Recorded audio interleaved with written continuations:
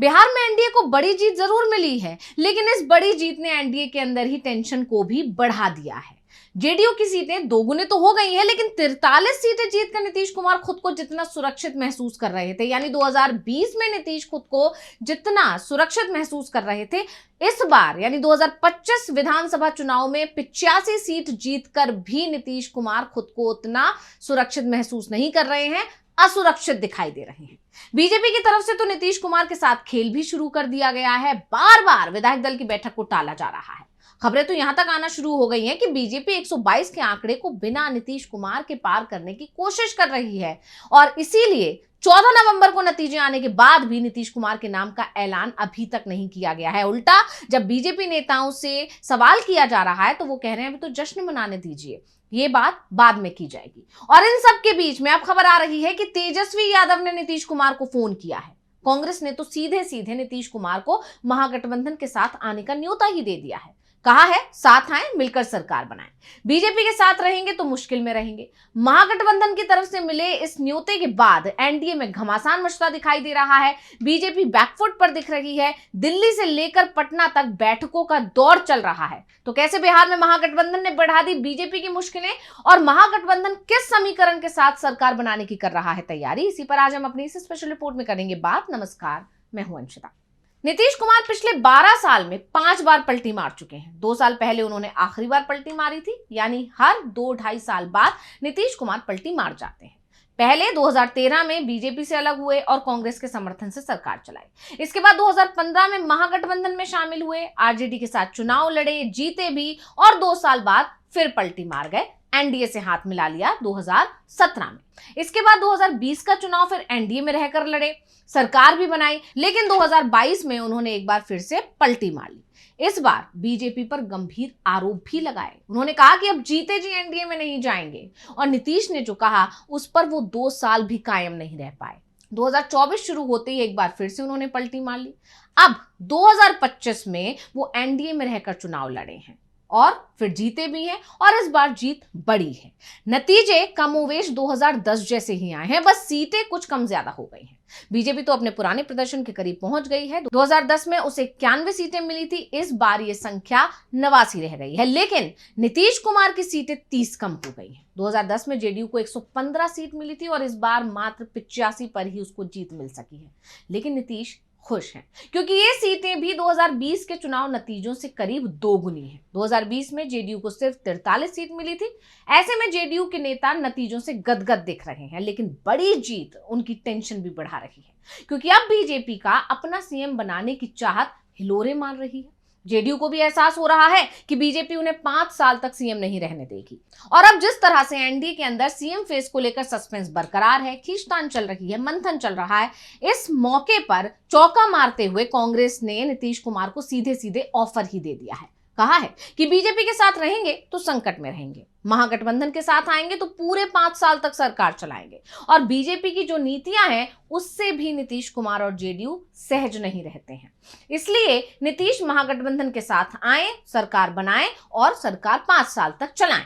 तो कांग्रेस नेता है राशिद अलवी, उन्होंने नीतीश को साथ आने का प्रस्ताव देते हुए क्या कुछ कहा है, पहले देख लेते हैं। नीतीश कुमार को अगर आज मुख्यमंत्री बना भी देंगे तो बीजेपी उन्हें 5 साल पूरे नहीं करने देगी और इसलिए करने नहीं देगी कि नीतीश कुमार जी को अगर वो एनडीए से बाहर भी कर दे तो उन्हें 2-4 एमएलए की जरूरत है।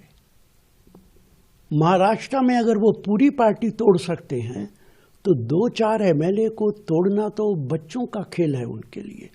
इसलिए नीतीश कुमार से को मेरी एडवाइस है, आप बीजेपी के मुकाबले में बेहतर आदमी हैं, आपको चाहिए, आपके पास 85 सीटें हैं, 35 सीटें लालू यादव के साथ हैं, आप दोनों मिलकर 120 सीटें हो जाती हैं और मुझे यकीन है अगर आप मुख्यमंत्री बने और लालू आपको सपोर्ट कर दें तो अवैसी भी आपको सपोर्ट कर देंगे और आप आराम के साथ 5 साल तक 125 सीटों से सरकार चला सकते हैं।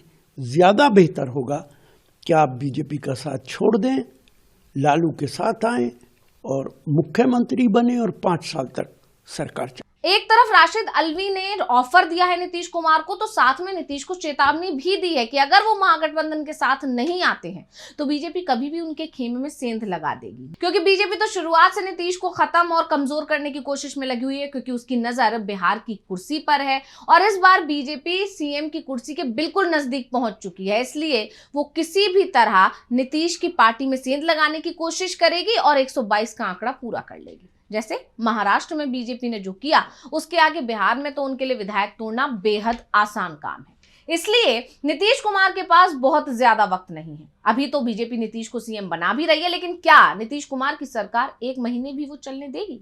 क्या जेडीयू के नेता ये बात पूरे विश्वास के साथ कह सकते हैं? ऐसे में फैसला नीतीश कुमार को लेना है कि उनको दबाव और तनाव में सरकार चलानी है या फिर बिना किसी चिंता के 5 साल तक सीएम बने रहना है।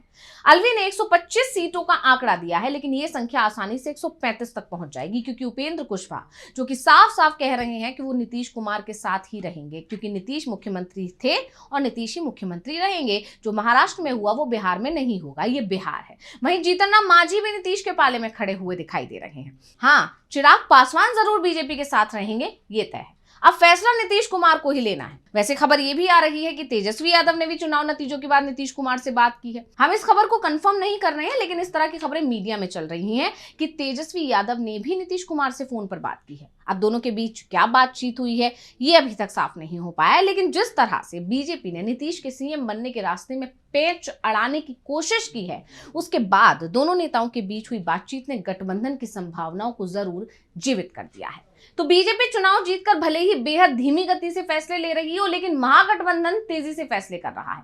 तेजस्वी यादव ने आरजेडी विधायक दल की बैठक बुलाई, जिसमें उन्हें विधायक दल का नेता चुनने के लिए प्रस्ताव दे दिया गया है।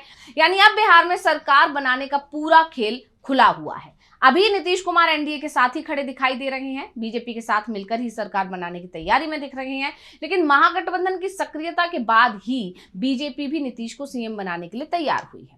अब बीजेपी विधायक दल की बैठक बुलाई गई है, जिसमें सबसे पहले विधायक दल के नेता का चुनाव किया जाएगा और यह तय माना जा रहा है कि सम्राट चौधरी के नाम पर सहमति बन सकती है।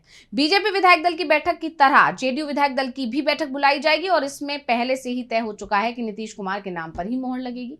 नीतीश कुमार ने विधानसभा चुनाव भले ही नहीं लड़ा है, लेकिन वो विधान परिषद के सदस्य हैं। इस हैसियत से वो सीएम पद पर बने हुए हैं और इस बार भी वो सीएम बनने के लिए दावेदारी पेश कर रहे हैं। बीजेपी और जेडीयू विधायक दल की बैठक के बाद एनडीए विधायक दल की बैठक होगी, जिसमें नीतीश कुमार के नाम पर औपचारिक मोहर लगेगी और इसके बाद नीतीश कुमार एक बार फिर राज्यपाल से मिलेंगे, सरकार बनाने का दावा पेश करेंगे। लेकिन इससे पहले बिहार में बहुत कुछ हो सकता है। सियासत में कहा भी जाता है कि यहाँ 1 घंटा भी बहुत कुछ होता है। तो स्पेशल रिपोर्ट आपको कैसी लगी हमें कमेंट करके अपनी राय जरूर दीजिएगा। इसी के साथ मुझे दीजिए इजाजत। देखते रहिए डीवी लाइव। नमस्कार।